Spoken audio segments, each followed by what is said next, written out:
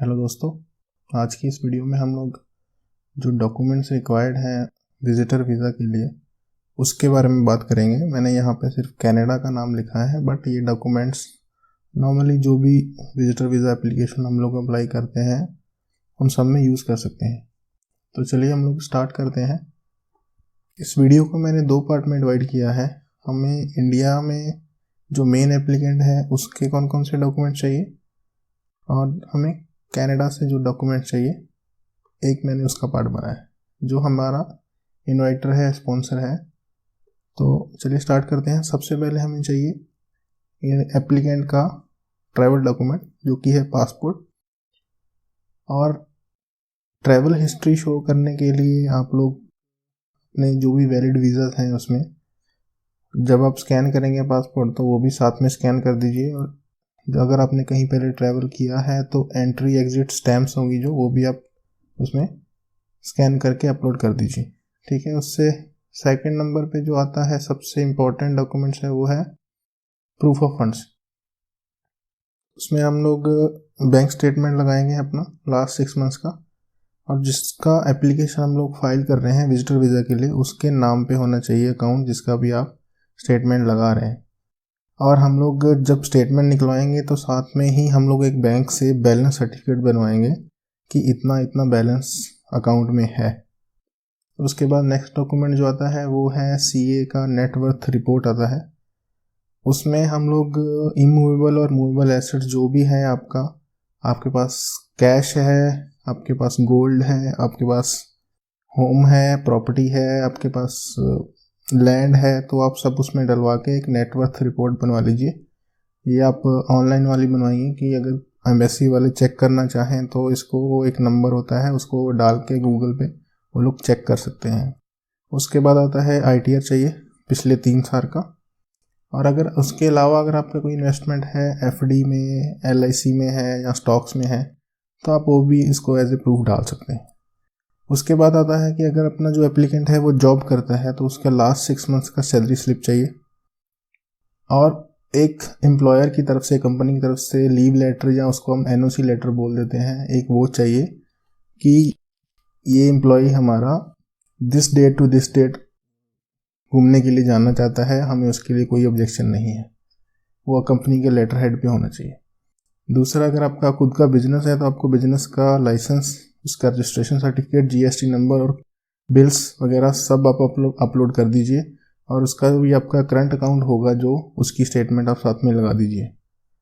उसके बाद एक आता है नेशनल आइडेंटिटी डॉक्यूमेंट। उसमें हम लोग Aadhaar card, driving licence, voter card, उसमें एक ही सेक्शन होता है। हम लोग इन तीनों को एक साथ स्कैन करके एक ही पीडीएफ बना के अपलोड कर सकते हैं। नेक्स्ट जो आता है वो पर्पस ऑफ विजिट लेटर, जिसको हम लोग कवर लेटर भी बोल देते हैं।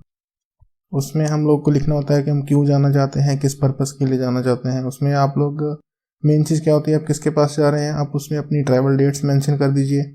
आप वहाँ पे कहाँ जाने वाले हैं, अपना जो जितने दिन का आपका प्लान है वो बता दीजिए। आप वहाँ पे कहाँ रहने वाले हैं। अगर आप होटल बुकिंग में जा रहे हैं तो आप होटल के नाम, और आप चाहे एयरबीएनबी में रुक रहे हैं, कहाँ भी आपका रुकने का प्लान है आप उसमें लिख दीजिए कि हम इस दिन को जाएंगे इंडिया से, यहाँ यहाँ रुकेंगे, ये घूमेंगे, और इस दिन को हम लोग वापस आ जाएंगे।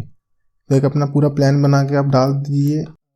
दूसरा इसमें ये आता है कि हमें होटल बुक करना है क्या एक्चुअल में। नहीं, आपको ज़रूरत नहीं है। सही, यूएस एम्बेसी भी ऐसे ही बोलता है कि आपको होटल बुकिंग, फ्लाइट बुकिंग करने की ज़रूरत नहीं है जब तक आपका वीज़ा नहीं लगता है। और कनाडा भी ये बोलता है कि you do not make final plans जब तक आपका वीज़ा नहीं लगता है। ठीक है। उसके बाद आपका आ जाता है कि आप जिसके पास जा रहे हैं उसका प्रूफ ऑफ रिलेशनशिप। अगर आपको किसी फैमिली मेम्बर ने इनवाइट किया है, मान लीजिए आपके पेरेंट्स हैं वहाँ पे, जहाँ आपका स्पाउस है वहाँ पे, जो भी आपको किसी ने इनविटेशन भेजा होगा, आप किसके पास जा रहे हैं उसके साथ आपका रिलेशनशिप कैसे प्रूफ करेंगे वो। अगर आपका स्पाउस है तो सबसे बढ़िया है मैरिज सर्टिफिकेट।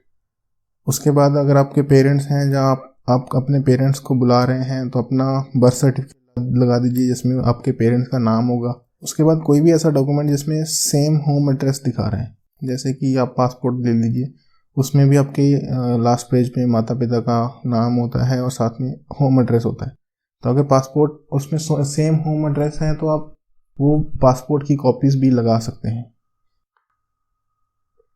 दूसरा सेक्शन जो है वो है कनाडा से हमें क्या क्या डॉक्यूमेंट्स मंगाने हैं। पहले तो सबसे आएगा लेटर ऑफ इन्विटेशन। इस पे मैंने एक पूरी वीडियो बनाई हुई है, आप मेरे चैनल पे जाके वो वीडियो देख लीजिए, उसमें क्या क्या इंक्लूड करना है। उसके बाद नेक्स्ट आ जाता है हमारा कि हमारे फैमिली मेम्बर का जो हमें इनवाइट कर रहा है उसका स्टेटस क्या है वहाँ पे। अगर तो वो सिटीज़न है तो उसके पास कैनेडियन पासपोर्ट होगा, आप वो लगा दीजिए। अगर वो पीआर है तो पीआर कार्ड। उनका अगर टेम्परेरी स्टेटस है तो उनका वीज़ा होगा, स्टूडेंट वीज़ा, वर्क परमिट, जो भी होगा उनके पास, वो आप उनका स्टेटस दिखाने के लिए ये अपलोड कर दीजिए।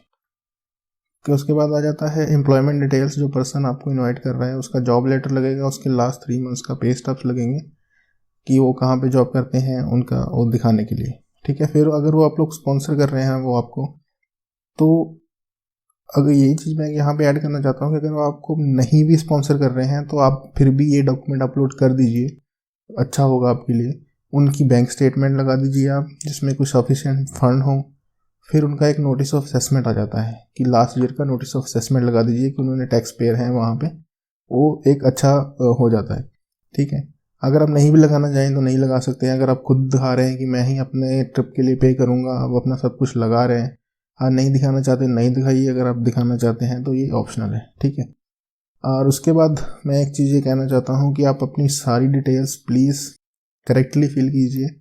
अगर आपके कुछ प्रीवियस रिफ्यूज़ल्स हैं तो आप डिक्लेयर कीजिए, क्योंकि कनाडा और यूएस से थोड़ा एक साथ साथ काम करता है। तो अगर आपका यूएस का भी रिफ्यूज़ल है तो प्लीज़ आप कनाडा वाले सेक्शन में वो डिक्लेयर कीजिए, क्योंकि अगर आप कुछ हाइड करेंगे, उनको पता लग गया तो आपको वही 5 साल के लिए वो लोग बैन कर सकते हैं, आपको कोई एक्सप्लेनेशन नहीं दे सकते उसके ऊपर। ठीक है, तो ये सब चीज़ों का ध्यान रखिए। अगर आपको कुछ डाउट है किसी डॉक्यूमेंट के रिगार्डिंग तो आप कमेंट सेक्शन में डाल सकते हैं। अगर आपको ये चेकलिस्ट चाहिए आप मुझे मेल कर दीजिए, मैं आपको ये चेकलिस्ट भेज दूंगा, एक पीडीएफ मैंने बनाया हुआ है। ठीक है, तो आज की वीडियो में इतना ही है। आपको वीडियो अच्छा लगे तो प्लीज़ आप लाइक करिए और सब्सक्राइब करिए। Thank you so much guys for watching.